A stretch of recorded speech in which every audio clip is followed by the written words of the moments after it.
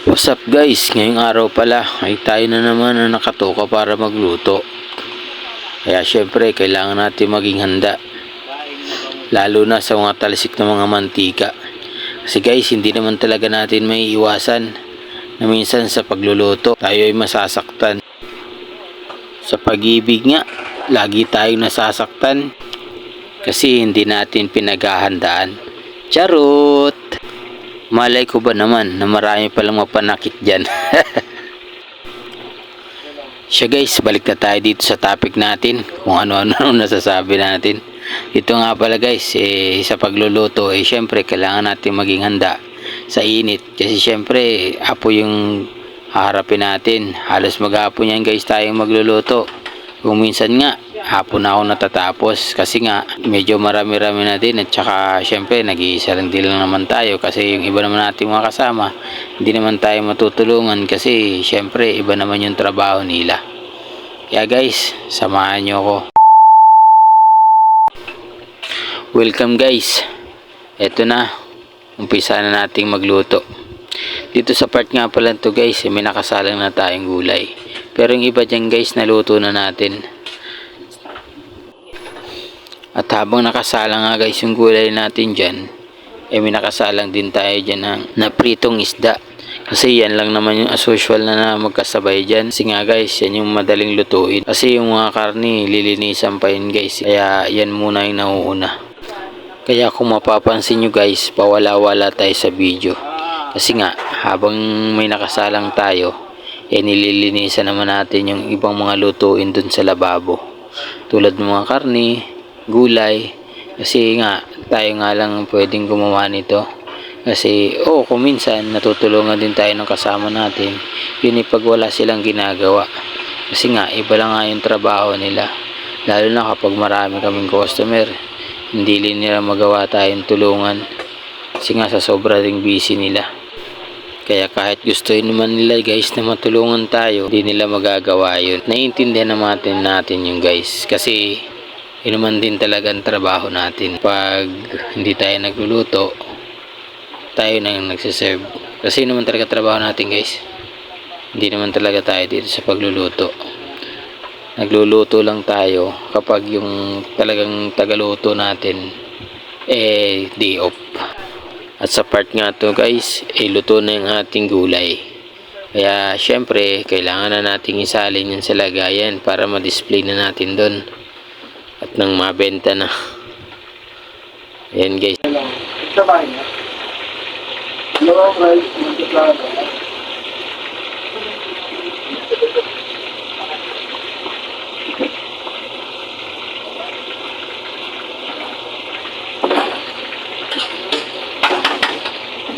Kasya. Hindi kasya.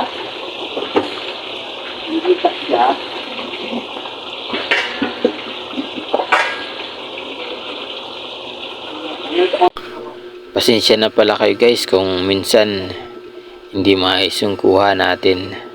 Saan lang kasi natin may patong cellphone para lang makakuha na natin ang video. Tsaka cellphone lang kasi yung gamit natin guys. Tsaka hindi naman to ganun ka quality talaga. Pero okay naman na siya para sa atin. Kaya lang syempre, yung mga video natin hindi pa maayos kasi nga wala pa naman tayong gamit.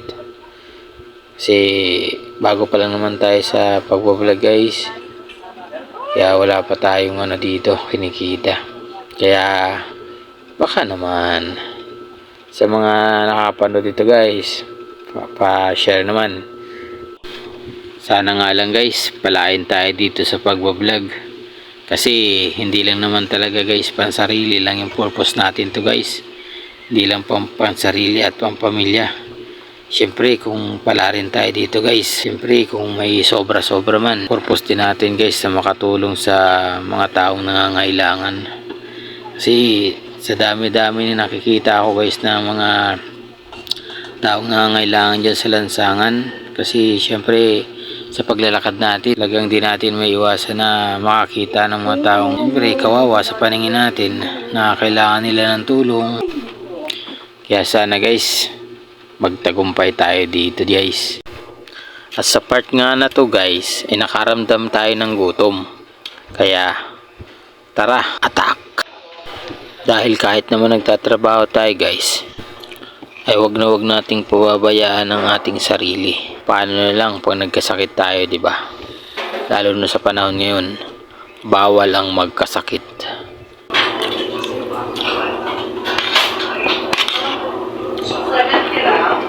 Tulis.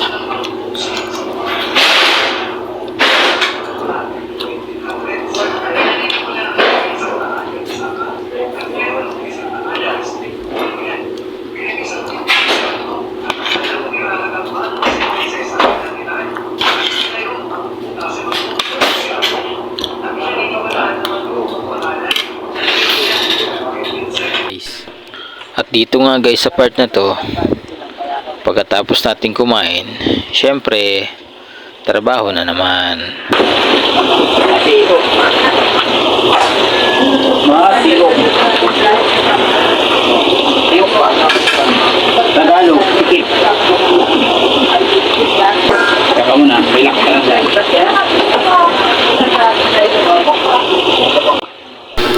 At dito nga guys ay luto na yung fried chicken natin. Ayan oh, di ba? Sarap niyan guys. Syempre luto ko eh. Halaga naman sabihin ko na hindi masarap, di ba? Tsaka mura lang yan siya guys. Presyong ano lang yan guys, presyong pangmasa lang, di ba? Alright. O siya guys, hanggang dito na lang yung video natin guys. Kung nagustuhan nyo yung video, paki-share na lang guys, para mas malayo pa yung marating natin, para maabot natin yung mga pangarap natin guys. Maraming salamat sa inyong lahat guys.